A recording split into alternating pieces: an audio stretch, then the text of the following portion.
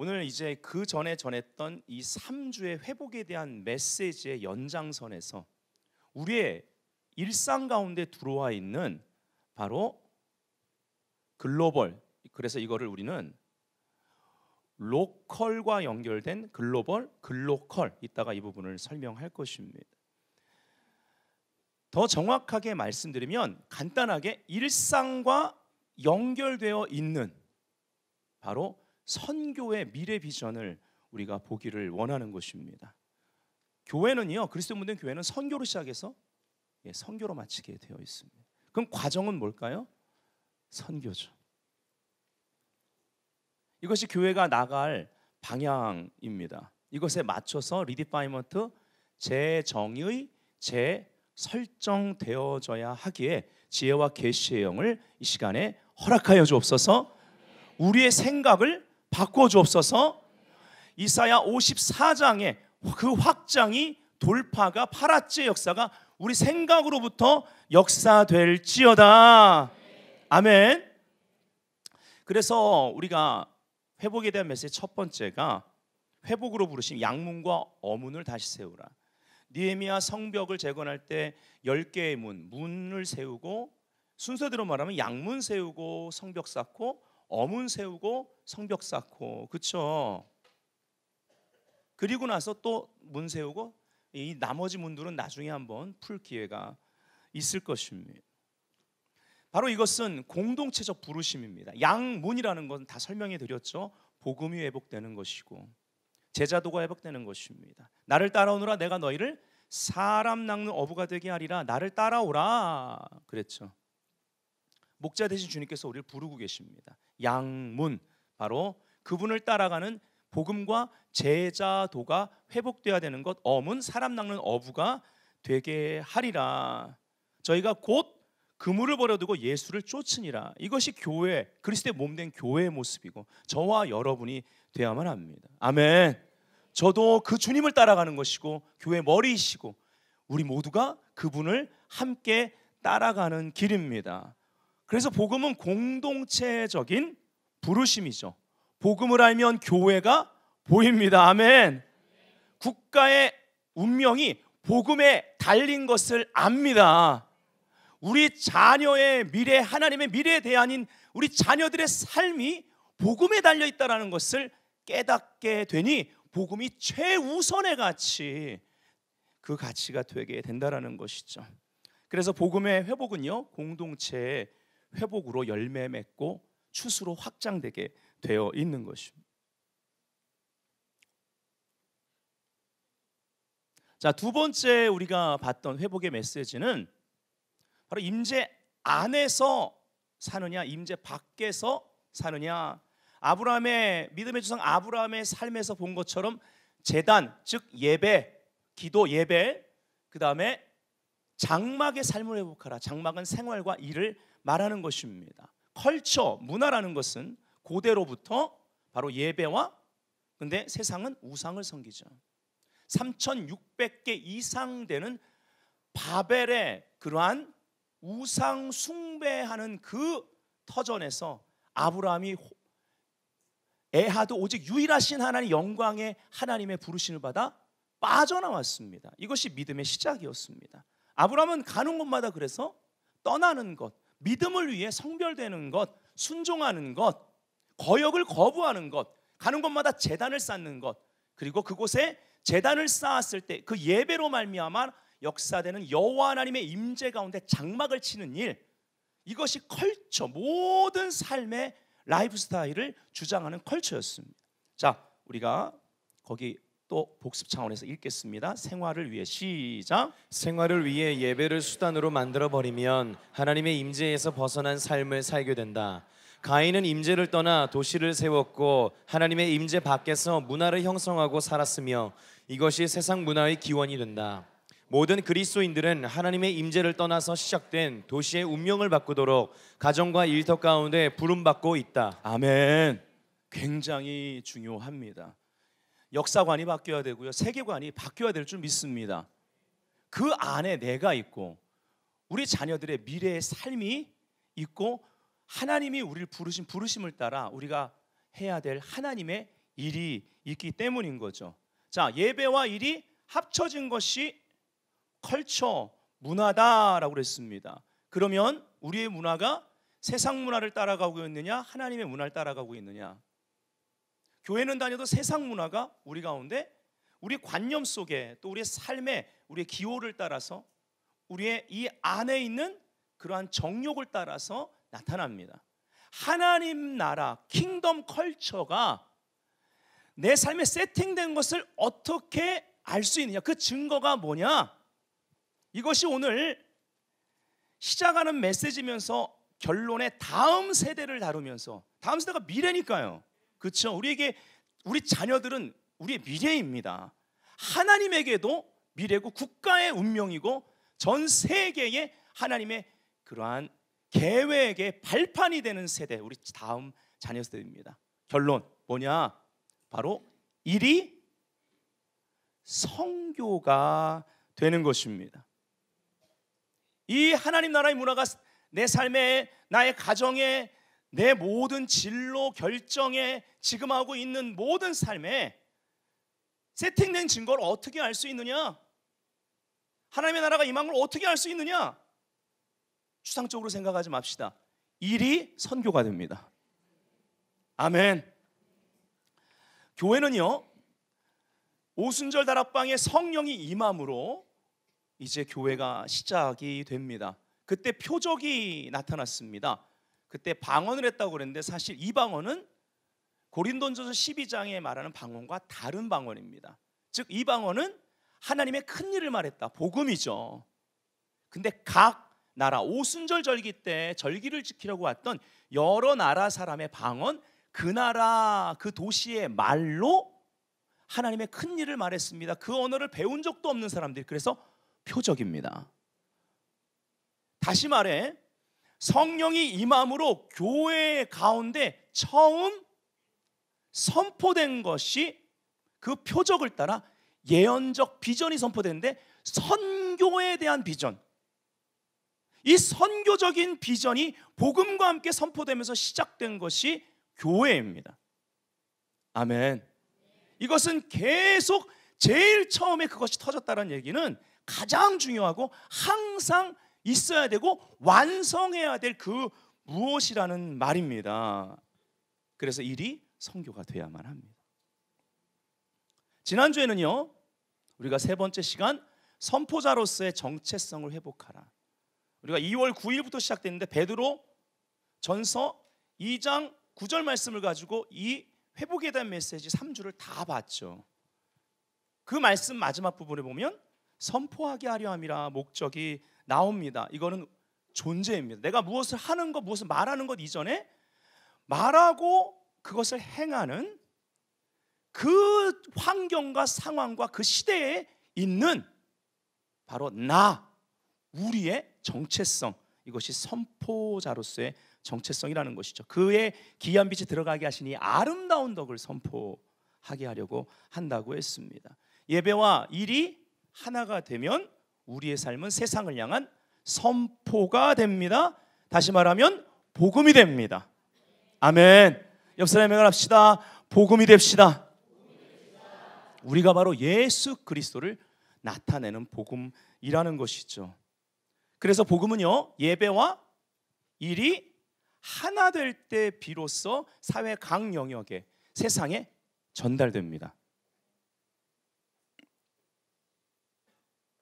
복음이 추상적이면요, 그냥 구원만을 위한 것으로 끝나버리면 예배와 일이 하나가 안 돼요.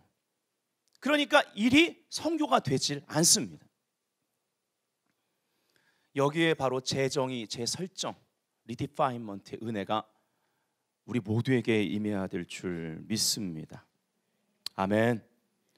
그래서 지난 3주 동안 봤던 회복에 대한 메시지는요, 모두 복음의 회복 안에 다 들어가 있으니 제가 계속 외치는 것이 바로 복음의 재개혁이고, 지금 이 시대에 필요한 것은 더 강력한 성령의 권능이 임하는 데 있어서 전 세계에 예수 그리스도의 몸된 교회가 하나님 나라의 표적을 나타내 영혼을 추수하는 데 있어서 바로 복음적인 부흥이 우리 가운데 필요하다는 것입니다. 부흥이란 단어, 죽은 것들이 다시 살아나는 역사, 살리는 영으로 생기로 성령께서 역사하시도록 우리는 그 그릇을 준비할 수 있어야 된다는 것이죠. 그래서 오늘은 이제 이것에 이어서 복음과 글로컬 시대라는 타이틀로 우리가 보기를 원합니다. 자, 우리 교회 베델 교회인데 영어로는 뭔지 아시죠? 들어오면 현관에도 써 있습니다. 베델 글로컬 처치. 그 밑에 영어로 On earth as it is in heaven. 할렐루야. 제가 그 앞을 지나다니면서 볼 때마다 써놓고 거기 붙여놓고 계속 선포합니다. 교회에 어디 다 붙어있는 포스터에 있는 말씀, 예, 저 어디에 그 우리 라비에 있는 우리 교회 가치들, 그냥 화장실 갔다 올 때도 노상 왔다 갔다 하면서 계속 선포합니다. 그 선포들이 역사될 줄 믿습니다. 베델 글로컬 처치, 이제 이 글로컬에 대해서 오늘 단계 풀게 될 것입니다. 복음 굿 뉴스입니다. 미디어의 차별화를 우리는 오늘 선언할 수 있어야만 합니다. 구별됨입니다. 레클레카 아브라함에게 역사했던 바로 하나님을 신뢰함으로 떠나는 것, 제단과 장막, 그래서 일이 성교가 되는 삶입니다. 바로 거룩, 높은 차원의 거룩이 강조되되 이 글로컬 시대에 세상 깊숙한 곳까지 침투해 들어가 그곳에 하나님의 문화를 세팅할 수 있어야 된다라는 것이죠. 이게 성도입니다. 거룩할 성도. 자, 우리 옆 사람이 말합시다. 우리가 미디어입니다. 베드로전서 2장 9절 오늘도 중요하게 우리 다 같이 읽겠습니다. 시작. 그러나 너희는 택하신 족속이요 왕 같은 제사장들이요 거룩한 나라요 그의 소유가 된 백성이니 이는 너희를 어두운 데서 불러내어 그의 기이한 빛에 들어가게 하신 이의 아름다운 덕을 선포하게 하려 하심이라. 아멘. 우리가 미디어라는 말이죠. 미디어는 우리가 잘 알고 있고 뭐 일상 가운데 이 미디어의 도움이 없이 이제는 살 수가 없을 정도고, 핸드폰 안에 나이 드신 분들도 얼마나 이게 중독이라서 보통 문제가 아니죠. 악의 온상이기도 하지만 우리를 나태하게 만드는 그러한 매체이기도 하지만 우리 삶에 없어서는 안 될 지금 너무나 중요한 바로 미디어 문화, 소식을 전달하는 매체를 미디어라고 하죠.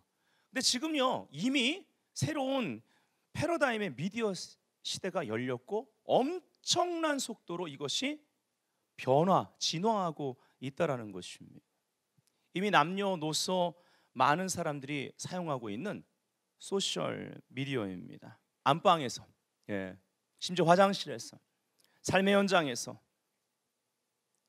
그리고 내가 어디를 가든지 핸드폰 하나만 있으면 소셜 미디어를 통해, 그것도 때론 생중계로 함께 할 수 있습니다.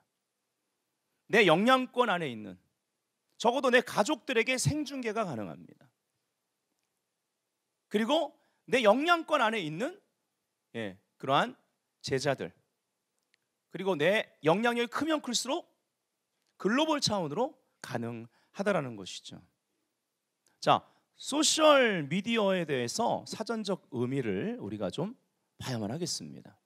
한번 길지만 이게 되게 어렵게 써놓은 것 같지만 여러분 다 이해할 수 있는, 그리고 이해를 안 해도 이미 접하고 있는, 중독은 되지 마십시오. 우린 다스려야 하는 것입니다. 자, 한번 읽어보겠습니다. 시작. 개방, 참여, 공유의 가치로 요약되는 웹 입전형 시대의 도래에 따라 소셜 네트워크의 기반 위에서 개인의 생각이나 의견, 경험, 정보 등을 서로 공유하고 타인과의 관계를 생성 또는 확장시킬 수 있는 개방화된 온라인 플랫폼을 의미한다.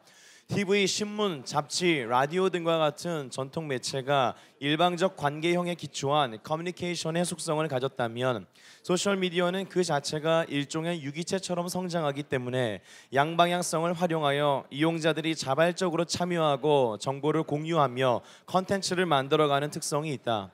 그러므로 쌍방향적 관계성을 토대로 한 1인 미디어, 1인 커뮤니티의 특징이 나타나고 있다. 소셜미디어는 방송 매체의 일방적 독백을 사회적 매체의 대화로 변환시키고 그 이용자들이 컨텐츠 소비자임과 동시에 컨텐츠 생산자가 되는 것을 가능케 함으로써 정보의 개방화와 재통합, 사회적 융합을 촉진시킨다. 이는 첨단 정보통신과 멀티미디어 기술의 발전 및 융합의 결과로서 사회와 문화의 새로운 패러다임을 나타내고 있다. 예, 사실 여기 융합이라는 단어가 좋은 단어인데요.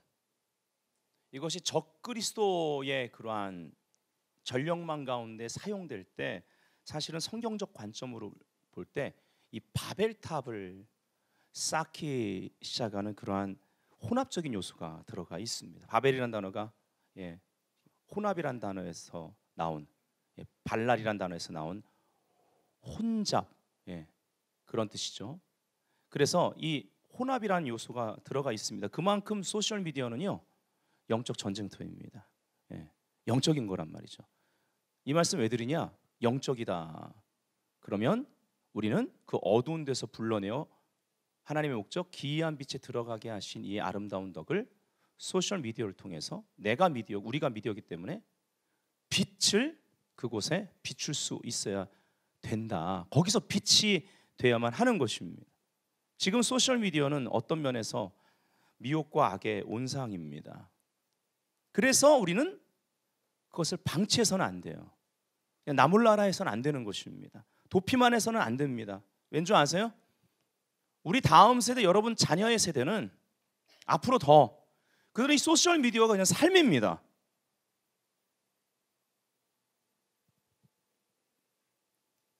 그렇기 때문에 지금 이 메시지를 듣는 모든 분들이 나이와 상관없이 어떠한 분량이든 어떠한 것이든 우리가 미디어가 되어야 된다. 우리 자녀 세대만큼 우리가 그러한 지금의 미디어를 따라갈 수는 없습니다. 하지만 우리가 지금 접하고 사용할 수 있는 모든 미디어 영역에 내가 미디어가 돼서 빛의 자녀로서 일이 성교가 될 수 있어야 된다라는 것이죠. 아멘. 자, 미디어의 위력, 특히 소셜 미디어의 힘을 좀 보기 원합니다. 뭐 여러 가지 예를 들 수 있지만 최근 걸 좀 볼게요. 영미입니다, 영미.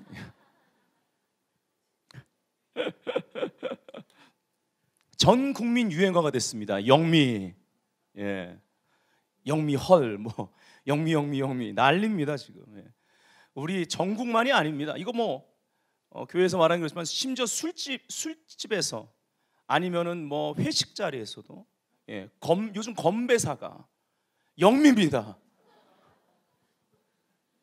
아주 영미가 이 이름이 중심에 있습니다.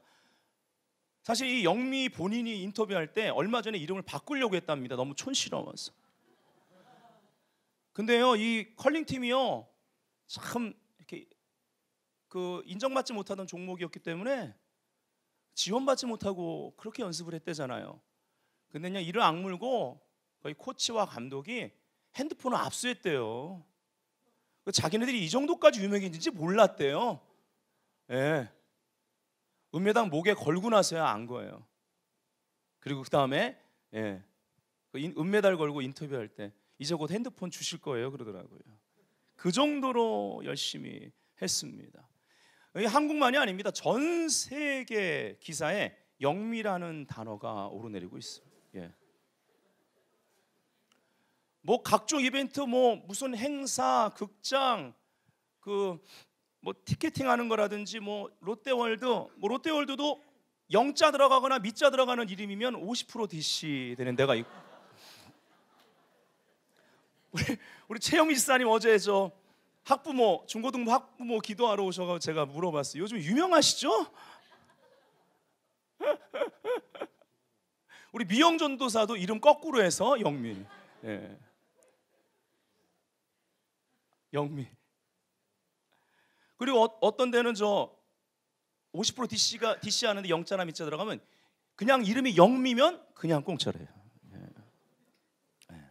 미국 월스트리트 저널에 그녀들의 인기를 K-팝에 비유할 정도로, 그 정도로 지금 선풍적인 인기를 끌고 있습니다. 전 세계가 마늘 소녀, 이 마늘이란다, 마늘 소녀들로 기사화되고 있습니다. 심지어 우리한테 아깝게 줬던, 야, 그 마지막 김은정 선수의 그건 지금 정말 와, 놀랍습니다. 근데 일본도 컬링 팀을 극찬하고 있습니다. 일본도 그 시사 만평에 아베 총리랑 누구랑 이게 컬링하는 모습이 나올 정도로 일본도 지금 컬링에 관심이 많은데요. 완전히 글로 컬링입니다. 글로 컬링. 예, 인터넷 지금 유튜브 도배가 돼 있습니다. 그냥 영상물로. 특히 컬링 패러디물, 이게 큰 인기를 끌고 있고, 그런 인기를 끄는 컬링 패러디물을 YTN이나 뭐 KBS 이런데 지금 이것이 인기를 끌고 있습니다. 그러면서 막 그들이 그냥 개인적으로 올린 것이 그냥 뉴스까지 나오고 있습니다. 안방에서 찍은 거, 뭐 복장도 가지가지입니다. 특히 인기를 끈 게요, 그 꼬마아이들 둘이 컬링하는 게 있습니다. 그게 최고의 인기. 그래서 아빠가 리모컨 가져와. 그러니까 여기가 이미 유튜브에서 굉장히 유명한, 이거 제가 이거 왜 목사님 이거 모터로 얘기하시나? 여러분, 이게 세상이 지금 어떻게 돌아가는지를 알아야 됩니다. 예, 우리가 그 위험성을 경계하고 복음을 중심에 두고 비진리와 반대되는, 비진리를 구별할 수 있는 그러한 진리를 붙들고 가지만, 또 중독이 돼서는 안 되지만 우리가 알아야 된다는 것이죠. 지금 세상이 어떻게 흘러가고 있는지. 자기 딸내미 둘, 이쁜 딸내미들 둘 데리고 걔네 둘을 통해서 여러 가지 패러디를 만드는, 그래서 그냥 안방과 공원 이런 데서 찍어가지고 어떤 사회적인 이슈나 유명한 어떤 유행어가 있으면 그거 가지고 만들어요. 근데 지금 구독자가 몇 명인 줄 아십니까? 19만 명입니다. 근데 그 뭐 영상 올리면 그냥 애들이 이쁘고 또 재밌게 해가지고 다 클릭을 하는데 돈도 안 들어요. 그냥 그거는 핸드폰으로 캠코더로 찍으면 되는 거예요. 근데 이번에 이 컬링 패러디한 그 영상, 애들 둘, 아빠가 리모컨 가져와 그러니까 갑자기 애가 안경을 딱 쓰더니, 예, 영미 헐, 그러면 영미 그러면 둘째가 막 이거 하고 있고, 그러면서 그걸 위에 이제 그 손잡이 달아가지고 리모컨을 아빠한테 갖다 주는 그 부분이에요. 예, 그런데 그게 어제 제가 확인해 보니까 그 영상만 클릭 수가 250만 명이었거든요. 오늘 아침에 혹시나 해서 클릭했더니 10만 명이 늘어서 262만 명 이상 되고 있습니다. 매일 10만 명 이상이 클릭을 하고 있다라는 것이죠. 예. 지금 뭐 영화 막 그 광고처럼 막 컬링해가 저렇게 나오기도 하고. 예, 저 꼬마입니다. 저게 아주 유명해졌습니다. 지금 저 그림이요, 저 아이가 저렇게 안경 쓰고 컬링하는 모습이요, 뉴스에만 나오는 게 아니라 무슨 광고에도 지금 저게 나오고 있고 난리입니다. 난리. 안방에서 시작된 거죠. 그리고 지금 이제 디아스포라, 흩어진 한국 사람들이 전 세계에서 보고 있습니다. 오늘 이해하셔야 돼요. 언어를 초월하고요, 이 장소를 초월해서 외국 많은 그 이주민들, 다민족들이 우리나라에 들어올 뿐만 아니라 우리 민족들이 아주 억척스럽게 개척하면서 전 세계에 흩어져 있잖아요. 예, 그냥 이것이 그냥 손바닥 하나, TV 혹은 인터넷을 통해 그냥 손 안에 들어와 있다라는 것이죠. 예. 그리고 또 이렇게 그 교육령이면 교육령인데 초등학생들한테 연예인보다 더 인기 많은 사람이 허팝이라는 사람이 있습니다. 유튜브에 허팝이라고 치면 나옵니다. 예. 자, 이것 때문에 저 별걸 다 조사했잖아요. 예. 우리 아들한테 물어봤습니다. 우리 아들이 정보를 잘 가지고 있어요. 예. 다음 세대니까요. 근데 초통용으로 알려져 있습니다. 너무 유명해서 초통용. 예. 뭐냐면 아이들이 상상하는 그거를 기구를 다 사가지고 직접 해보는 거예요. 몸도 배려보고 막 빠지기도 하고 그 기구 만드는데 돈이 많을 텐데 돈 걱정할 필요 없습니다. 이 사람은. 예. 처음에 어떻게 시작했느냐? 자기가 어렸을 때 못 해본 거를 한번 영상으로 해서 애들한테 보여주자라는 마음으로 시작한 게 초통령이 돼버렸습니다. 구독자가 무려 181만 명. 예. 자, 181만 명 정도 구독자가 됐을 때 이 사람의 한 달 수입이 얼마인지 좀 여러분 들어보셔야 됩니다. 인터뷰를 했습니다. 한 달 수입이 얼마입니까? 우리나라에서 최고의 대기업에서 받는 1년 연봉이 제 한 달 수입입니다. 요걸로만. 이제는 어떤 기구든 애들이 정말 이렇게 되면 어떨까? 예, 그런 상상하는 것을 다 기구를 사서 만들 수가 있는 거예요. 예. 물론 이러한 유튜브를 통해서, 이런 소셜 미디어를 통해서 개인 방송 이거에 자기 막 진로를 걸고 공부는 안 하고 하는 그런 애들이 늘어나서 큰 문제입니다. 그리고 그거 하는 애들 중에 정말 여자애들 중에 아주 그냥 굉장히 음란하고 그 음란한 말을 하고 그런 거 올려가지고 그런 개인 방송을 통해서 방 안에서 하면서 사람들을 끄는 사람도 있습니다. 이렇게 악의 온상이기도 해요. 그러나 이 초통령은 굉장히 건전하더라고요, 보니까. 어쨌든 또 어떤, 이름은 안 말하는 어떤 댄스 스튜디오가 있습니다. 연예인들도 거기 가서 춤을 많이 배우고 하는데, 한국에 있는 그냥 그 스튜디오 그냥 좁은 공간 하나에서 외국에서 유명한 그러한 외국 노래를, 대중 노래를, 팝을 틀고 여러 장르의 노래를 틀고 그거에 맞춰서 한국 사람들이 춤을 잘 추잖아요. 그러니까 이름이 뭐 이렇게 유명한 애들 아니도 거기 스튜디오에서 춤을 진짜 잘 춰요. 그 춤을, 그 음악을 틀어놓고 춤을 추는데 그 한국 사람이 너무 춤을 잘 추니까 전 세계 사람들이 자기네 그 영어로 이렇게 노래하고 춤은 거기서 추니까 그 춤을 배우고 춤을 보려고 클릭을 합니다. 구독자가 839만 명. 예.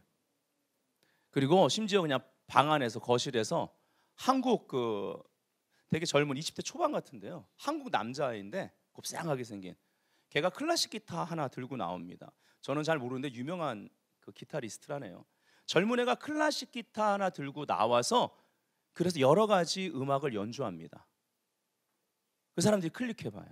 그게 497만 명.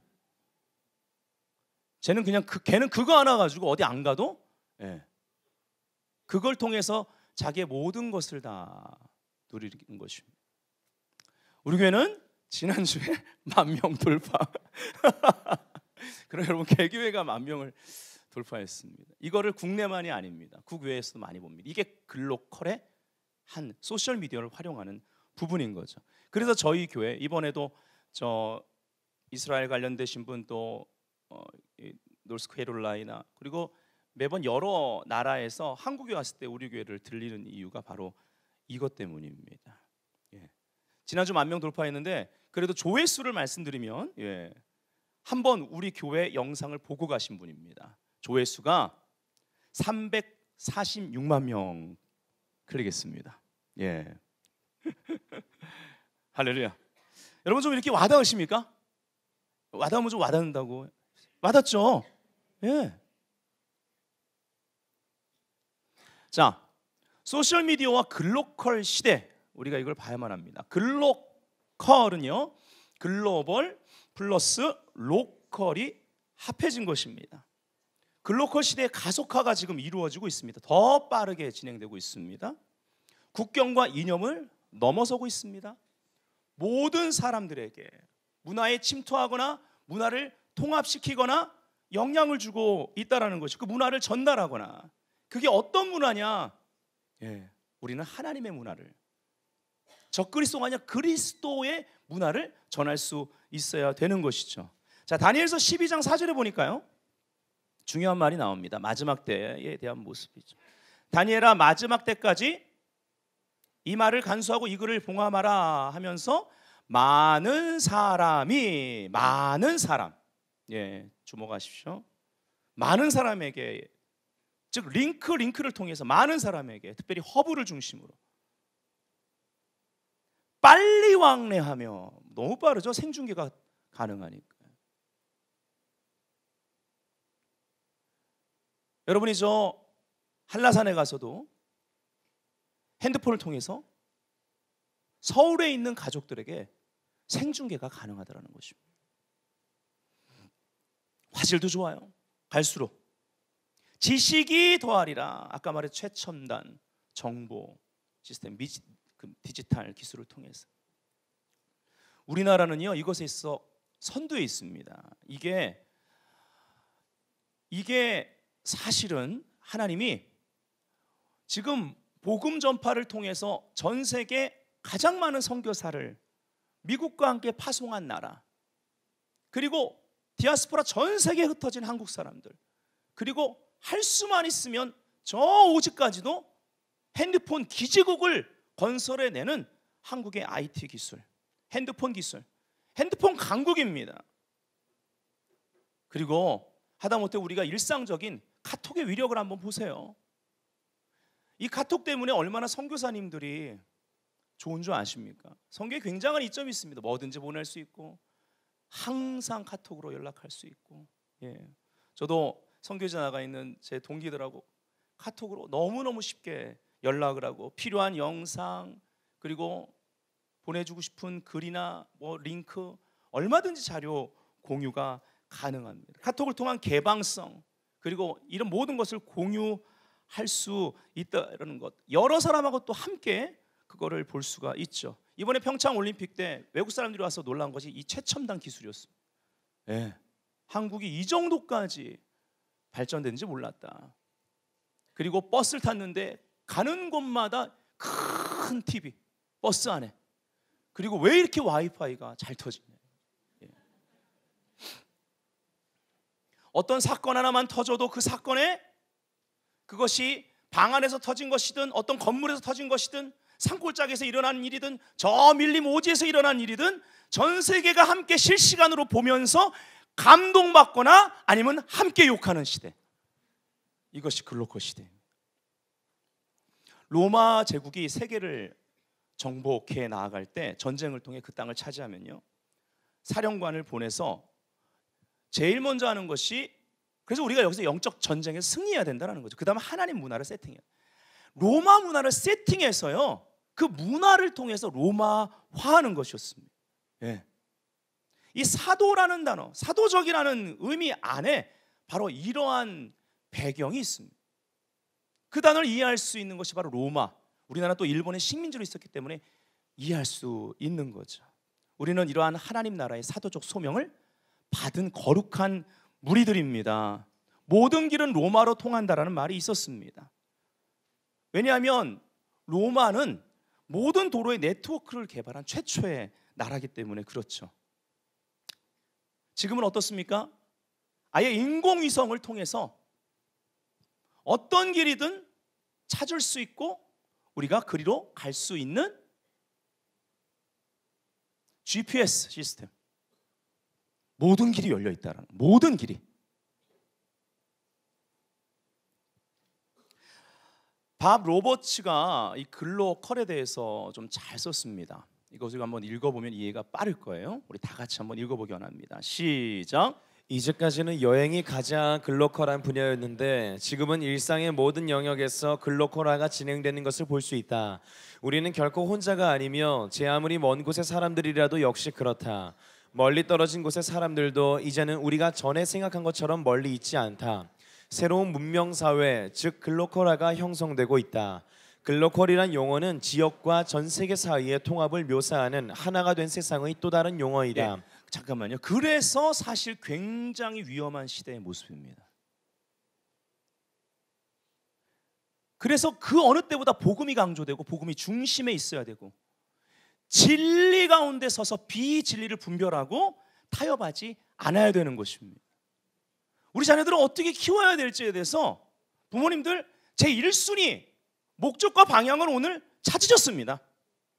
소셜미디어 때문에 다음 세대를 잃어버리고 있습니다. 그럼 어떻게 할까요? 그들이 소셜 미디어를 통해 복음을 전달하는 자로 우리가 이따 결론이지만 제자화해야만 된다라는 것이죠. 인터넷 서버야말로 바벨탑과 같은 것입니다. 그래서 복음의 글로컬화를 추구해야 됩니다. 중요한 단어죠. 복음의 글로컬화. 예, 그 뒤에 마저 읽겠습니다. 세상은 시작. 세상은 이미 글로컬화 되었다. 이제는 교회가 글로컬화 될 때이다. 이제 그리스도인들은 글로컬화가 가속화되어가는 세상 나라보다 더 글로컬한 하나님 나라에 초점을 맞추어 달려가야 한다. 예, 옆사람이 말합시다. 달려갑시다. 예. 여러분 지금 이 글로컬에 대해서 의미를 좀 우리가 함축해서 제가 정리한 걸 여러분 어떤 분의 것을 제가 좀 글 좀 빼고 쉽게 좀 정리를 했습니다. 여러분 이걸 보면 목사나 선교사가 아니라 물론 그들은 중요합니다. 지금은 모든 성도들이 복음의 글로컬화의 주역이 돼야 된다는 거죠. 성도들이 있는 곳, 그 모든 곳이 바로 복음의 글로컬화의 전진기지가 될 수 있어야만 하는 것입니다. 그래서 복음은 이를 선교가 되게 합니다. 아멘. 자, 이제 우리가 여기서 슬슬 보아야 될 것은 선교에 대한 것입니다. 선교의 방향과 전략이 글로컬화 되고 있다라는 것입니다. 한국만 봐도 이주민들을 통해서 아까도 말씀드렸듯이 다민족이 다문화 사회가 형성되고 있습니다. 이게 글로컬입니다. 이미 들어와 있는 거예요. 또 나가는 것, 그렇죠? 그래서 역선교, 이들을 변화시켜서 역선교, 이슬람 선교도 지금 그렇게 이루어지고 있습니다. 이슬람에 대해서 우리가 방어하고 계속 타협하지 말아야 되지만, 예, 할랄 식품이라든지 그거 써 있는지 항상 보시고 써 있으면 그거 구입하시면 안 되는 거예요. 그들을 도와주는 것입니다. 싸다고 구입해서는 안 됩니다. 그들이 종교적 의식을 통해서 그러한 그 가축을 잡고 굉장히 또 과정이 더럽습니다. 그래서 항상 확인하셔야 돼요. 예, 좁은 길을 가는 걸 기뻐하셔야지 그게 복음의 사람입니다. 아멘. 예, 이러한 삶의 진리를 수호하는 삶의 그리고 정결을 지키는 삶의 모든 게 바탕이 되고 기본이 되면서 제가 지금 글로컬을 가리키는 겁니다. 아멘. 또 반대로요, 한국 사람들 전 세계에 흩어져서 바로 한국 사람들의 디아스포라, 그리고 그곳에 한국 문화를 가지고 삽니다. 그 영향을 주고 있습니다. 그러다 보니까 뭐 차이나타운, 코리안타운 이렇게 세워지는 거죠. 글로컬화를 따라갈 수밖에 없는 상황입니다. 그러나 따라가는 자가 아니라 그러면 지배받게 되어 있기 때문에 복음과 권능으로 전략을 구하면서 주도해 갈 수 있어야 된다는 것이죠. 가장 큰 특징 중에 하나가요, 굉장히 놀라운 것인데 이 과학 문명을 통해서 그리고 소셜 미디어를 통해서 언어의 장벽이 심지어 손 안에서, 핸드폰 손 안에서 그 장벽들이 무너져가고 있습니다. 선교사들이 이제 복음을 들고 가면 수년에 걸려서, 오랜 시간에 걸려서 성경을 번역했습니다. 그것도 기껏해야 신약 번역하고 또 구약 그 긴 거를 번역해 들어가는 거죠. 근데 지금은요, 그 벽이 허물어지고 있습니다. 구글 검색 기능이 활성화되는 걸 이제 넘어서서 통역이나 번역까지 그냥 동시 통역이 가능한 시대가 열리고 있다는 것이죠. 핸드폰 하나만 있으면, 예, 물론 언어를 구사하는 거 좋지만 못하는 사람도 남녀노소 누구나 할 수 있도록 열리고 있다. 이건 굉장히 무서운 일입니다. 그러면서 또 기회의 문인 것입니다.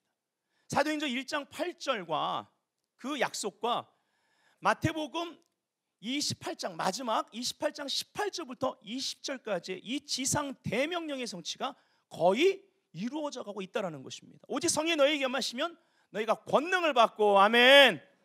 이게 하나님의 글로컬화의 시작입니다. 목적은 무엇입니까? 예루살렘과 온 유다, 예루살렘에 시작됐죠. 이 글로컬화가, 하나님의 글로컬화가, 복음의 글로컬화가 로컬 바로 예루살렘에서 시작됐습니다. 지금도 가장 글로컬화된 도시가 예루살렘입니다.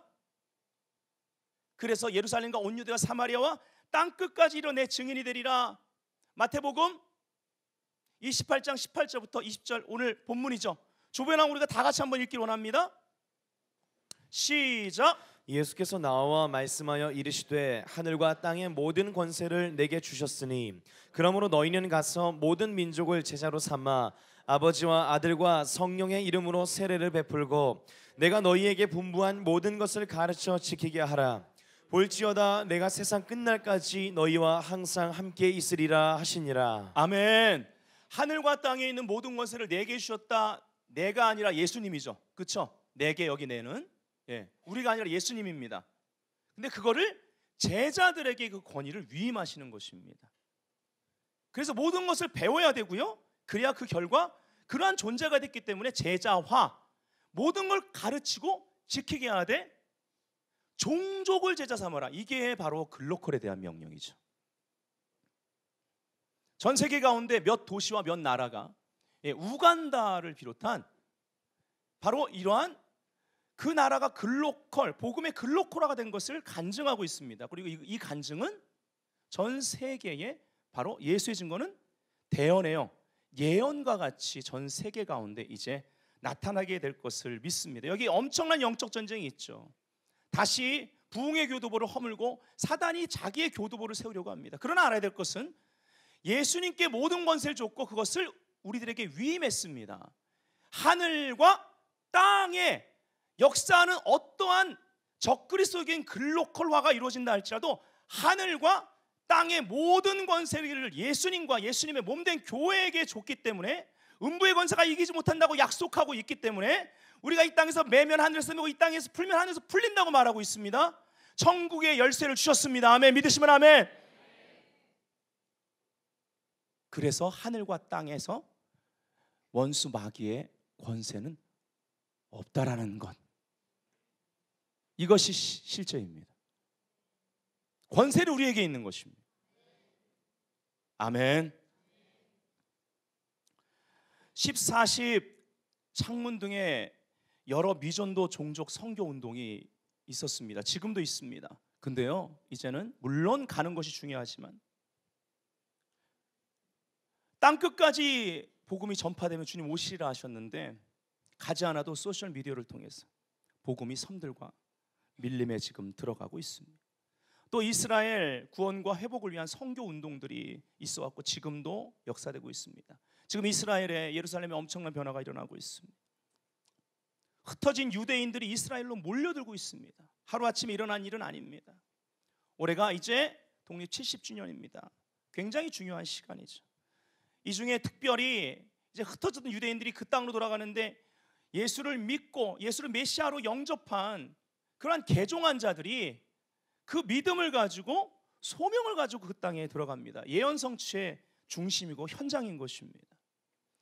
지금 전 세계에 선교사들이 배치되어 있습니다. 특히 한국 선교사님들 전 세계에 지금 배치되어 있습니다. 지금 링크가 열려 있는 것입니다. 아울러 지금 선교의 위기를 맞이하고 있습니다. 왜일까요? 선교사를 파송한 한국 교회 본체가 흔들리고 있기 때문에 영적으로 그리고 여러 가지 위기 가운데 물질적으로도 후원하는 데 있어 많은 어려움을 겪고 있고 선교사님들이 고충이 심합니다. 영적으로도 타락하거나 다운되어 있기 때문에 기도 지원도 쉽지가 않은 것이고요. 그러나 이것이 기회가 될 줄 믿습니다. 하나님의 클릭이 필요합니다. 아멘. 한국교회가 반드시 살아나야 되는 이유가 바로 이것입니다. 한국으로부터 시작하여 전 세계에 하나님은 이러한 선교의 글로컬화를 놀라운 하나님의 역사하심으로 이루실 것을 우리가 믿는 것입니다. 자, 여기서 더 나아가 44 창문 같은 다음 세대 4살부터 14살까지 다음 세대를 선교지로 보고 있습니다. 이번에 그 박성교사님 오셔서는 16세까지로 하면서 그럼 여러 종류의 다음 세대 선교 운동이 일어나고 있습니다. 그래서 이따가 결론이 다음 세대인 거예요. 또 기도 운동과 선교 운동이 지금 하나 되고 있습니다. 기도의 집 운동 역시 글로컬 시대를 향한 하나님의 초자연적인 전략입니다. 기도는 가장 중요합니다. 무소부재하신, 어디에나 계신 그 전능하신 하나님의 역사하심이 도시와 나라, 사회 각 영역에 전 세계적으로 나타날 수 있는 중요한 방편이 있다면 기도와 글로컬화가 만나는 것입니다. 아멘. 그래서 하나님은 지금까지의 역사를 통하여서 사도행전 1장 8절과 마태복음 28장 18절부터 20절에 그러한 역사를 통하여, 이 선교의 행진을 통하여 지금 복음의 글로컬화를 거침없이 열고 계시다라는 것, 우리는 이것을 볼 수 있어야만 하는 것입니다. 자, 우리가 아까 다니엘서 12장 4절에 많은 사람이 빨리 왕래하며 지시기도 하리라 했죠. 마지막 때에. 근데 그 앞절을 보면 무엇을 강조합니까? 복음을 통해 영혼을 구원해야 된다라는 것. 그만큼 시급한 일입니다. 3절 우리 다 같이 한번 12장 3절 읽기 원해요. 시작. 지혜 있는 자는 궁창의 빛과 같이 빛날 것이요 많은 사람을 옳은 대로 돌아오게 한 자는 별과 같이 영원토록 빛나리라. 아멘. 자, 복음의 글로컬화에 대한 예를 우리가 사도행전에서 찾아볼 수 있습니다. 감옥에서 빌립보 도시 전체로 사도행전 16장에 보면 글로컬화가 일어납니다. 감옥이에요. 예, 감옥입니다. 심지어 감옥에서도 이런 일이 벌어질 수 있다라는 것이죠. 잘 아시는 스토리입니다. 예. 그래서 그 결과 옥문이 열리고 결과 간수의 가정이 구원을 받아 이제 빌립보 교회가 거기서부터 시작을 합니다. 그 가정이 센터가 되죠. 그때 나온 말이, 그 가족에게 복음을 전할 때 나온 유명한 말이 있습니다. 주 예수를 믿으라. 그리하면 너와 내 집이 구원을 얻으리라. 이 복음 메시지 선포로부터 시작하여 이거를 그 무엇보다 복음으로 받아들인, 굿뉴스로 받아들인 그 가정을 통하여서, 그리고 죄수들도 함께 했을 거라 믿습니다. 사업가인 루디아도 함께 했을 거라 믿습니다. 이렇게 시작되어 빌립보에 기쁨으로 충만한, 능력으로 충만한, 음부의 권세가 이기지 못하는 교회가 시작되어 그 도시를 통치했다라는 것입니다. 복음으로. 아멘. 아주 독특한 장소에서 아주 독특한 방법, 맞았죠? 예. 그런 방법으로 시작됐습니다. 하나님이 하나님의 방법대로 하실 것을 우리 믿습니다. 사도행전 19장에 보니까 학교에서 말씀 그 공부로, 티칭으로 시작되어서 에베소 도시와 아시아까지 복음의 글로컬화가 이루어졌습니다. 그 다음 챕터에 가면 엄청난 영적 전쟁이 일어날 정도로 도전을 했던 것이죠. 19장에 보면 가자마자 바울이 물어봅니다. 너희가 믿을 때 성령을 받았느냐? 저에게 굉장히 중요한 가치입니다. 오는 분들, 교회 가운데 가족이 되는 자들마다 하나님의 강력한 성령 체험이 있어야 될 줄 믿습니다. 성령 세례 아직 못 받다면 성령의 세례를 받아야 되고 성령 충만을 유지할 수 있어야만 하는 것입니다. 그리고 나서는 12제자를 삼아서 시작을 했죠.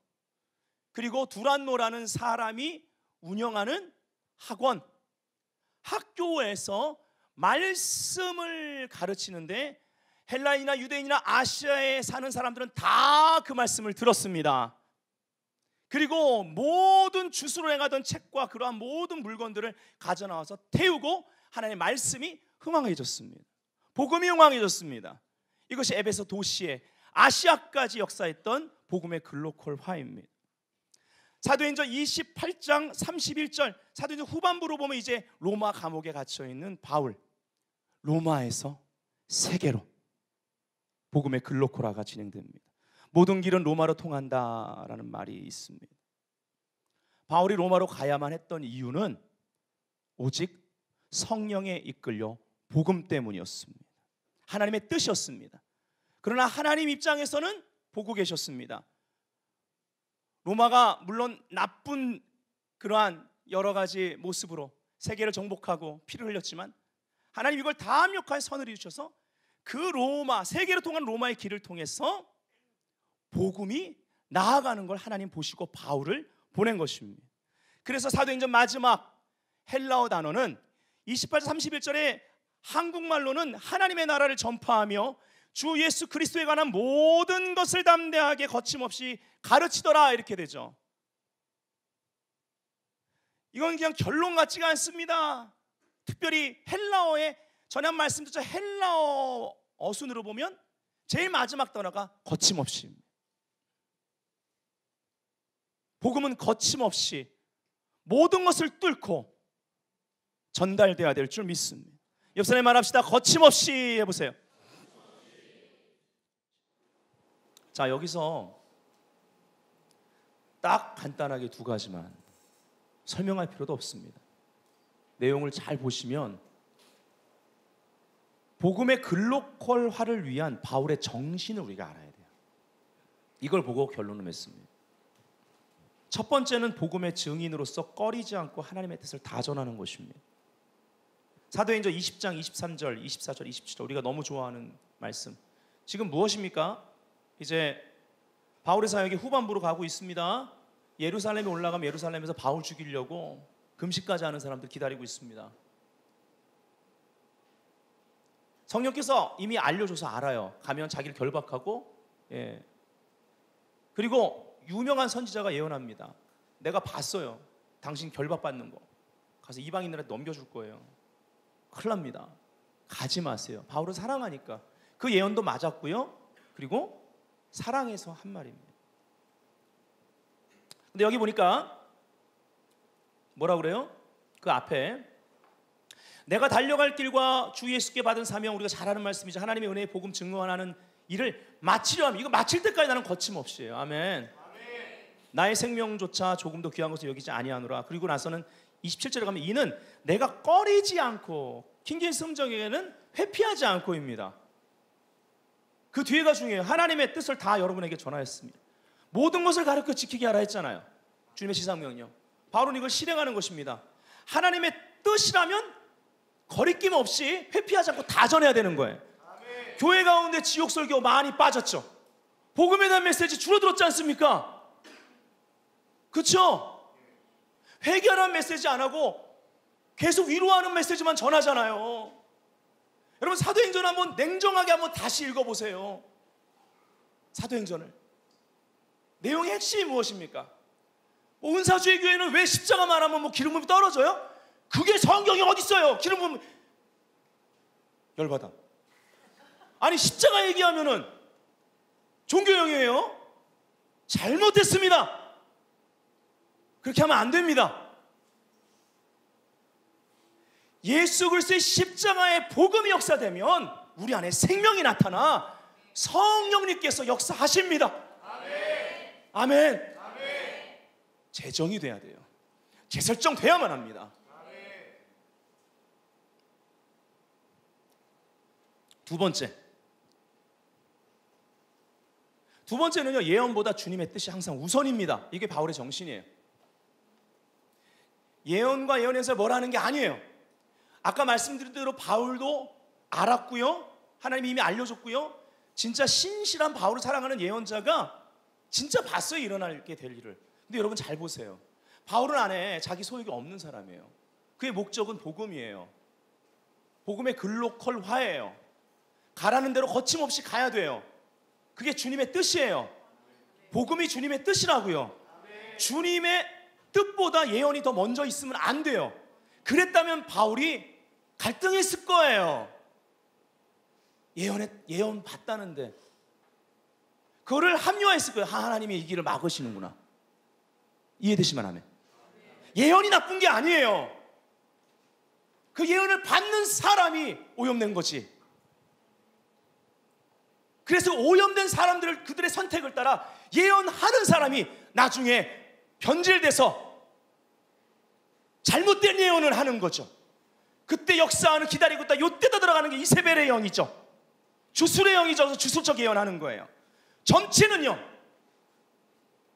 영은 파이썬, 비단뱀의 영으로 나와요. 묶이는 거예요.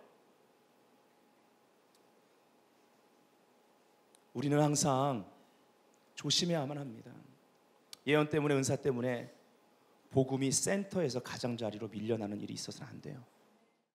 주 예수의 이름을 위하여 결박당할 뿐 아니라 예루살렘에서 예루살렘에서 죽을 것도 각오하였노라 하니 그가 권함을 받지 아니함으로 뭐라고 말하냐면 우리가 주의 뜻대로 이루어지리이다 하고 그쳤노라. 모든 예언은 주님의 뜻 안에 들어가 있다라는 것이죠. 그리고 그 목적은 복음 전파입니다. 너무너무 중요합니다.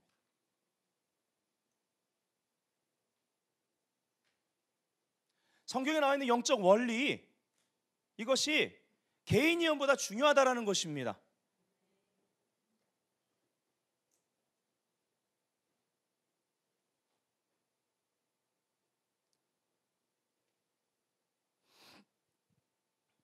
결론입니다. 이 세상에서 가장 강력한 글로컬 전략은 제자화입니다. 예수님이 택하신 방법이었기 때문에 항상 탁월하고 베스트라는 것을 우리가 알아서 적용해야만 합니다. 그래서 다음 세대가 하나님의 미래 대안입니다. 가정에서부터 태어나지만 도시로 보냄받습니다. 쉽게 설명하면 도시로 나가서 우리 자녀들이 살고 일하게 됩니다. 이것이 글로컬화의 시작입니다. 우리 다음 세대를 이 세상 글로컬 문화에 뺏겨서는 안 됩니다. 하나님의 글로컬 문화의 복병들로 키워내시기를, 제자 삼으시기를 우리 주 예수 그리스도의 이름으로 축복합니다.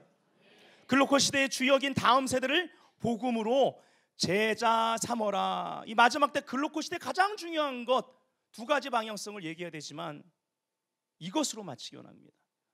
나머지 하나는 뭐냐?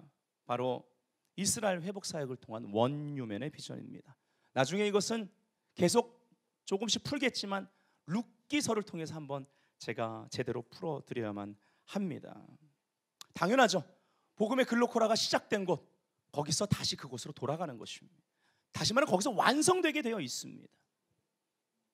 전 세계의 선교의 중심이고 갈등과 종교 전쟁의 사실은 센터입니다. 복음의 글로컬화는 너무너무나 중요한데 바로 가정에서부터 우리 자녀들 세대, 그리고 우리 교회의 다음 세대, 아이부터 시작해서 또 청년들에 이르기까지. 어제도 중고등부 우리 학부형들이 아래 중고등부실에서 기도하는 소리가, 제가 잠깐 들어갔다 왔는데 기도하는 소리가요, 제 목양실에서 이 말씀을 준비하는데 쟁쟁하게 들렸습니다. 그래서 오늘 결론이 무엇인지를 알 수가 있었어요. 기도는 희년의 능력으로 말미암아 잃어버린 것을 찾게 합니다. 우린 다음 세대를, 지금 한국교회가 다음 세대 잃어버리고 있습니다. 다시 찾아야만 한다라는 것이죠. 기도하지 않으면 잃어버리게 되어 있습니다. 그러나 우리가 기도하는 한, 우리 부모님들 어제 잠깐 갔더니 진짜 열심히 기도하시더라고요. 당연한 거 아닐까요? 왜? 내 자녀 사랑하니까. 그렇죠? 소망이 있기 때문에. 그렇죠? 하물며 하나님의 아버지의 사랑 오죽하시겠습니까? 그 사랑 안에서 자녀를 향해서 부르짖는 부모의 기도는 위대한 것입니다. 그래서 우리 교회 비전 중에 굉장히 중요한 비전이 가정 회복입니다. 올해 2번에 걸쳐서 자녀 교육 세미나, 유능한 강사를 초청해서, 그리고 부부 관계 세미나, 올해 2차례가 있습니다. 이 모든 것이 결국은 우리의 다음 세대, 복음의 글로컬화의 주역. 이 시간에 우리 기도하기 원합니다.